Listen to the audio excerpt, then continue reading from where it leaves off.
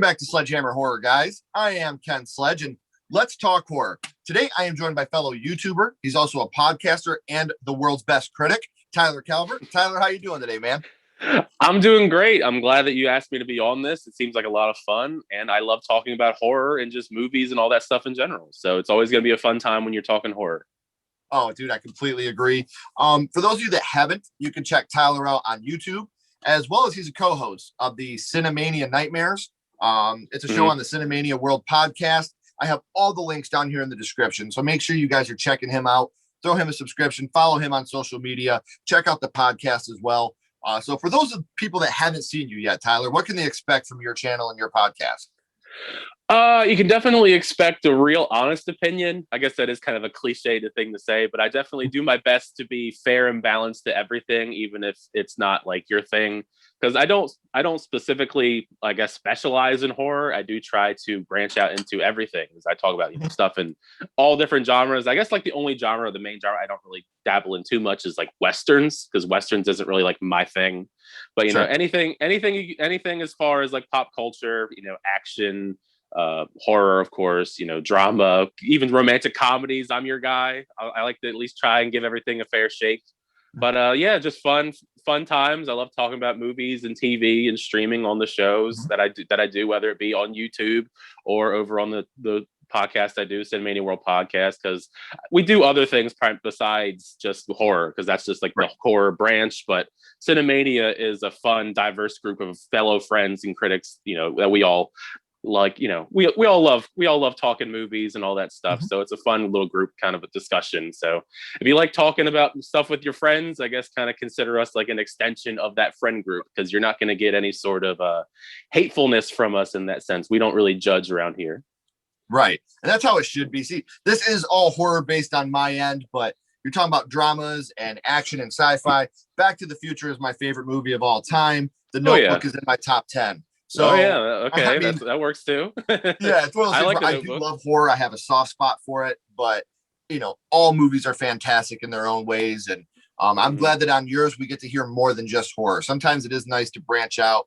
We can only talk horror for so long before we start to get a little upset about it. So being able to hear some of the other things that you talk about is also awesome. So like I said, guys, make sure you're checking him out. All the links are down here in the description. I was very honored that he said yes when I reached out to him. I'm a big fan. So now on your YouTube channel, you do more reviews and critiques on your YouTube channel. What else do you do on there?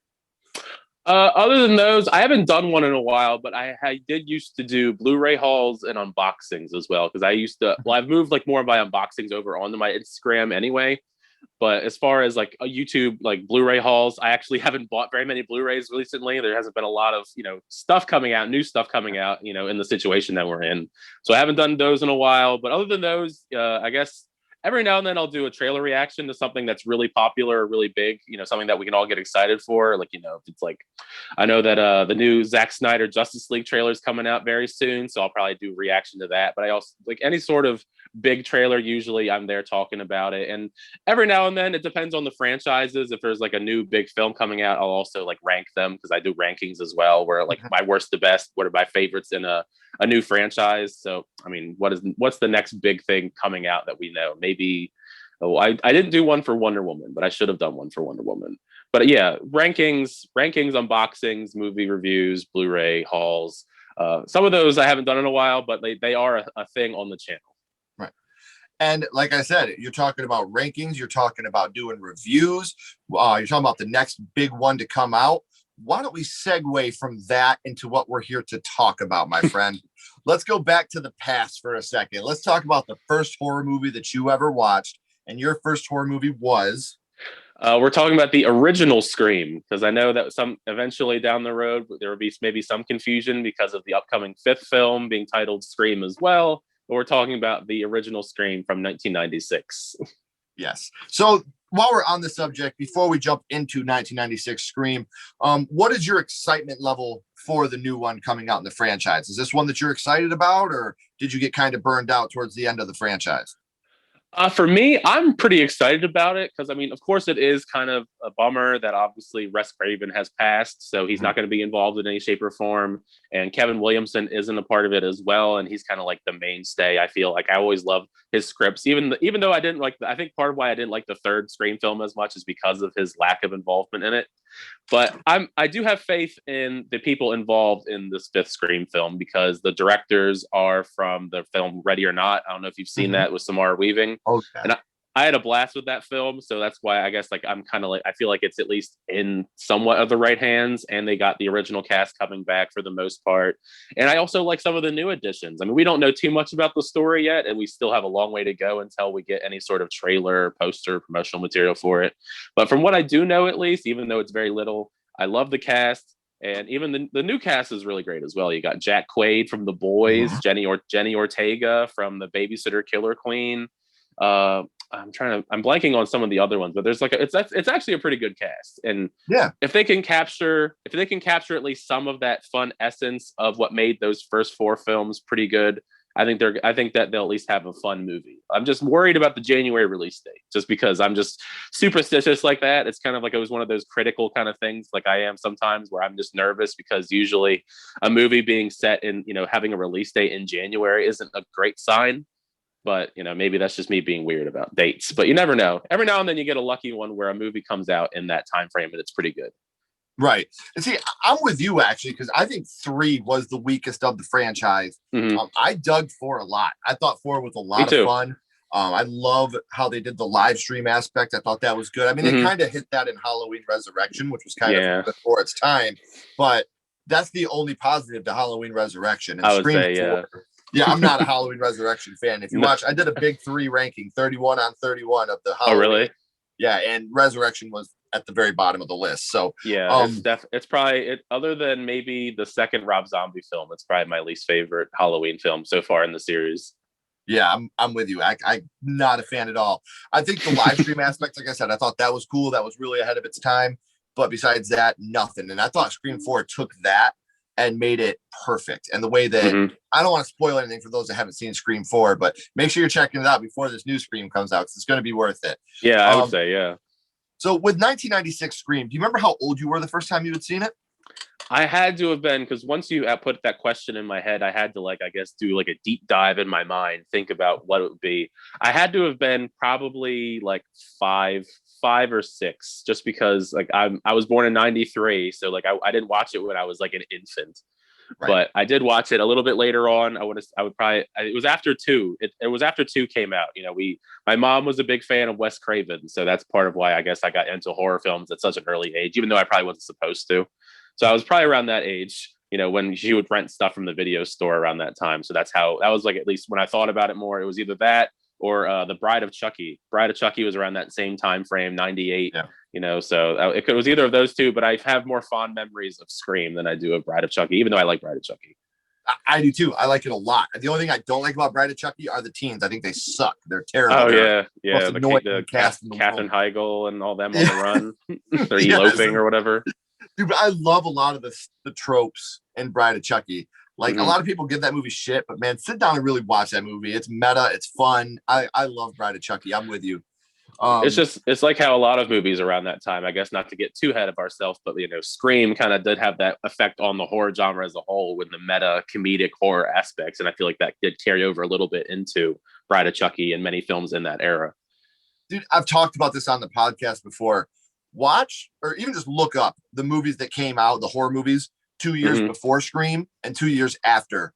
And whether you love Scream or you hate Scream, you cannot deny the effect that Scream had. I love Scream. I love Scream to the point to where I got a tattoo of the Scream by Edward Monk.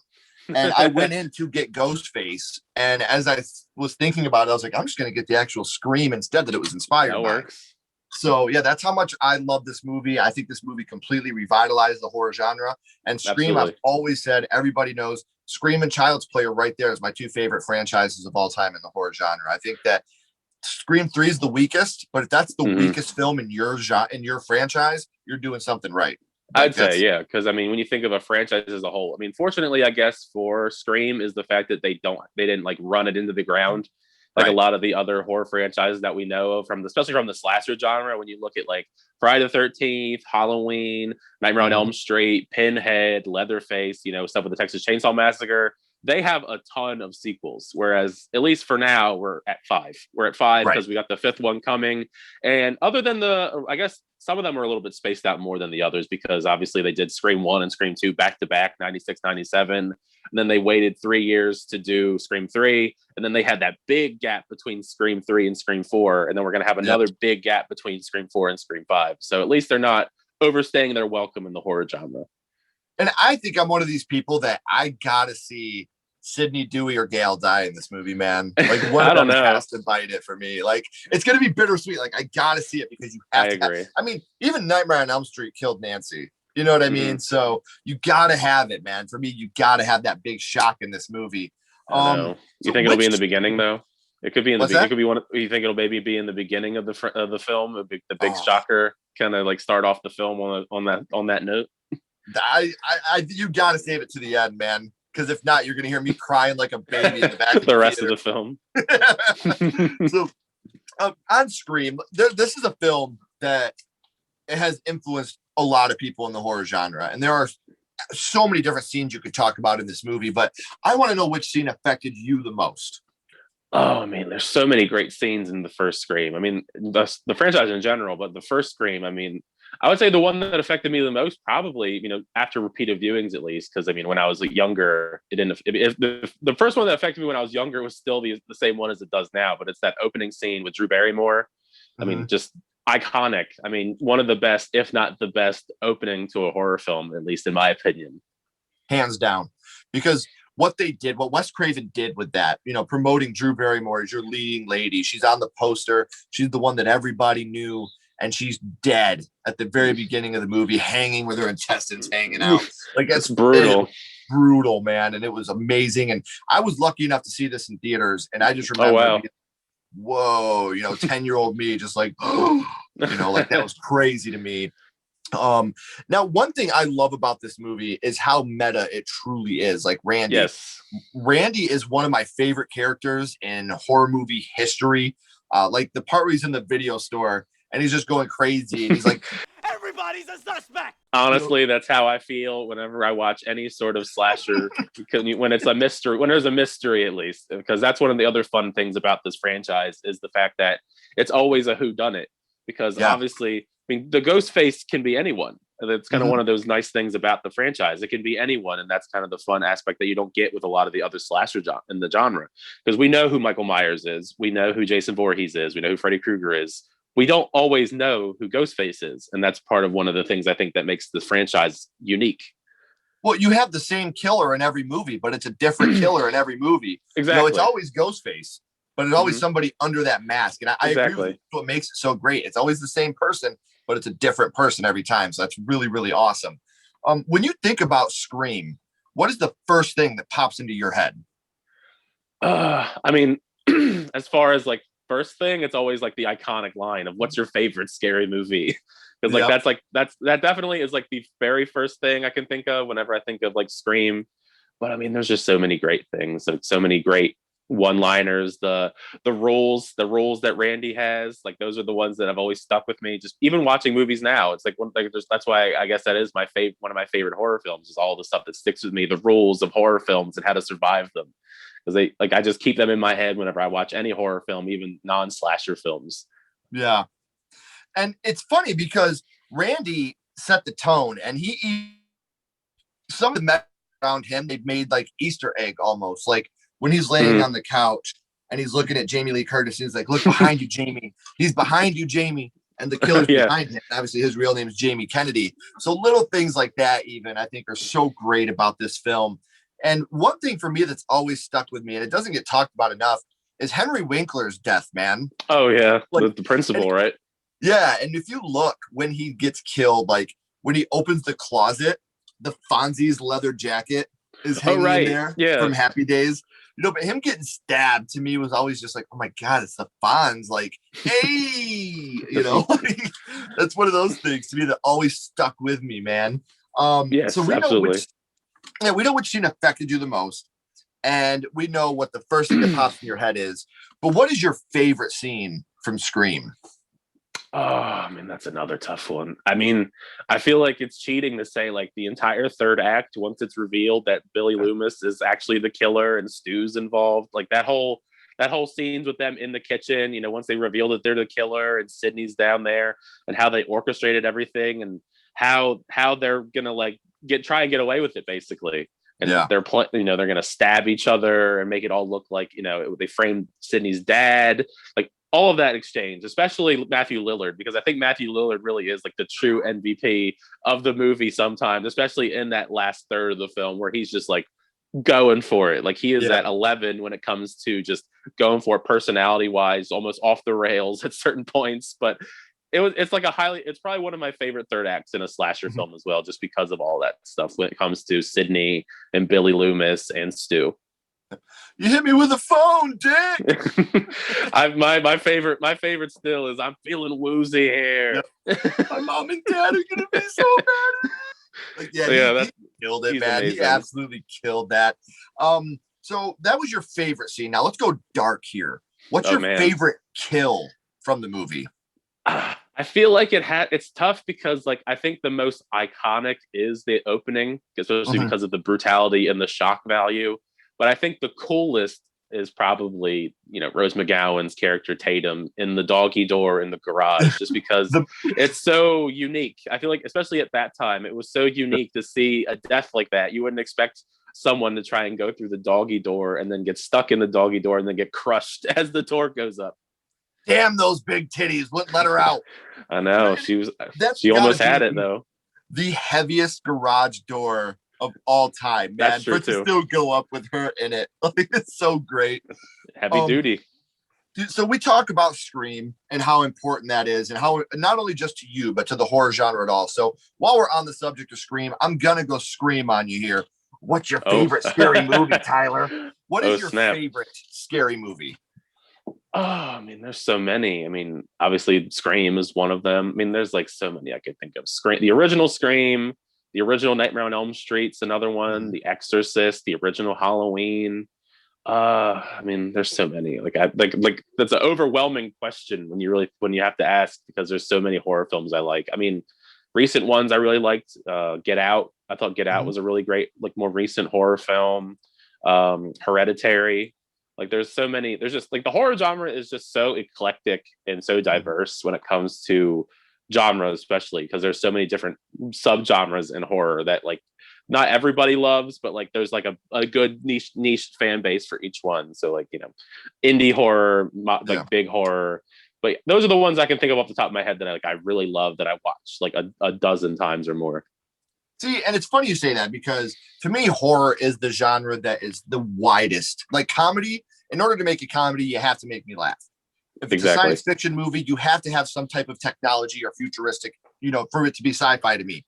But horror, there is not that one thing where I'm like, well, that's it. This makes it a horror movie. You can't say death, because there's death in Homeward Bound. That's not a horror movie. You can't say, well, there's scares. There's scares in Pee-wee's Big Adventure, man. The large Martian made me shit my pants when I was a kid. Same. I that was another one that gave me nightmares. I watched when I was too young, was that scene. And I could never watch that. I literally had to close my eyes watching that scene many times as a kid, because I knew that was coming. See, that's what I mean. Like with horror, there's not that one thing that's like, if you have this, then it's a horror movie. I mean, because I'm one of those people that I've always considered Ghostbusters a horror comedy. And people are like, that's not a horror movie. I'm like, dude, fuck you. Take Bill Murray and his comedy out of that movie. Like the librarian ghost, and when Dana gets pulled into the other dimension, like that shit's scary. Jurassic Park. I've always thought Jurassic Park was a horror movie, man. The Velociraptor in the kitchen scene alone is terrifying, man. Yeah, they're just, the way that those dinosaurs take out people, absolutely, it could be considered horror. Supernatural, even same with Ghostbusters and stuff. Supernatural kind of horror. I mean, when you think of like Poltergeist is another one that's like supernatural. I mean, anything in the ghost demon genre is definitely supernatural. So like when I thought of that, more like other horror films like The Conjuring, the original Conjuring's great.